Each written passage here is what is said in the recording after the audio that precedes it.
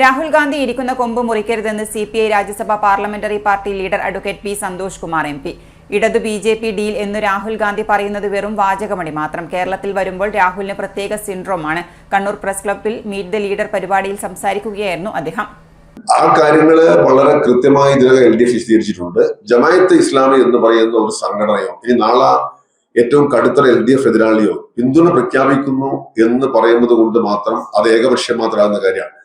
ജമാഅത്തെ ഇസ്ലാമിയുടെ കാര്യം എന്താണെന്ന് പറഞ്ഞാൽ, ജമാഅത്തെ ഇസ്ലാമിയെ കുറിച്ചിട്ട് വളരെ കൃത്യമായ കാഴ്ചപ്പാട് ഇടതുപക്ഷ ജനാധിപത്യ മുന്നണിക്കുണ്ട്. അതിനെ വെള്ളപുഷ്ണത് ആരാണ്? ഈ ജാഥയിലുടനീളം അവർ മതരാഷ്ട്രവാദം ഉപേക്ഷിച്ചു എന്നൊക്കെ പറയുന്നത് ആരാണ്? ഞങ്ങളുടെ നേതാക്കന്മാരല്ല. മുൻകാലങ്ങളിൽ ജമാഅത്തെ ഇസ്ലാമി വ്യക്തികളെ നോക്കി സഹായിച്ചിട്ടുണ്ടാവാം. അത് സംബന്ധിച്ചിട്ട് ചർച്ച നടത്തിയെന്ന് പറയപ്പെടുന്ന നേതാക്കന്മാർ ആരെ കണ്ടു എന്ന് പറയുന്നത് തന്നെ വിശദീകരിച്ചിട്ടുണ്ട്. എന്തായിരുന്നാലും ആ ഒരു കാര്യം അടഞ്ഞ അധ്യായമാണ് കേരള രാഷ്ട്രീയത്തിൽ. LDF ഒരു തരത്തിലുള്ള മതവർഗീയ ശക്തികളുടെയും അങ്ങനെ പിന്തുണയോടുകൂടി പ്രവർത്തിക്കുന്ന ഒരു സംഘടനയല്ല എന്നുള്ളതാണ് അതിന്റെ കാര്യം. മര്യാദ കെട്ട വാദം ശരിയല്ല. ഇത്തരം വാദമുയർത്തുന്ന കോൺഗ്രസ് ദേശീയ നേതാക്കൾ അവഹേളിതരാകും. ഇന്ത്യ സഖ്യത്തിന്റെ ഭാഗമാണ് ഇടതു പാർട്ടികളെന്ന് അവർ ഓർമ്മിക്കണം. രാഹുൽ മാങ്കൂട്ടത്തിലിന്റെ നിലവാരം രാഹുൽ ഗാന്ധിയിൽ നിന്നും ആരും പ്രതീക്ഷിക്കുന്നില്ല. എല്ലാ കാലത്തും BJPയുടെ പിന്തുണ വാങ്ങി ജയിക്കുന്ന ഒരാളാണ് രമേശ് ചെന്നിത്തല. ഇത്തവണ അദ്ദേഹത്തിന്റെ നിലയും പരുങ്ങലിലാണ്. ഒരു മതവർഗീയ വിധ്വംസക സംഘടനകളുമായും തെരഞ്ഞെടുപ്പിൽ LDFന് ഒരു ബന്ധവുമില്ല.